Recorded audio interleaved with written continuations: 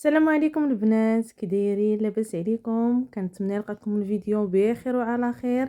اليوم ان شاء الله وجدت معكم بانكيك بالبنان.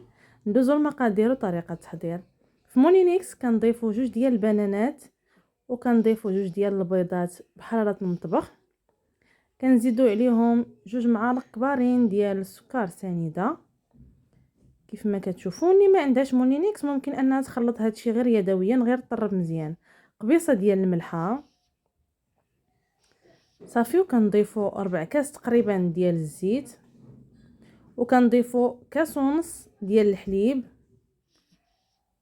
وغادي نزيدو نضيفوا 1 فاني كيف ما كتشوفوا.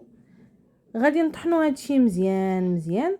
غادي نديروه في هاد الزلافه وغادي نضيفوا ليه 1 الكاس ديال الطحين مغربل. غندير معاه 2 ديال الخمارات وغادي نحرك. والكاس اخر غادي نبقى نزيد تدريجيا، يعني غنقسمو على 2، غندير النص ونزيد النص اخر، يعني تقريبا خدت ليا 2 ديال الكيسان ديال الطحين.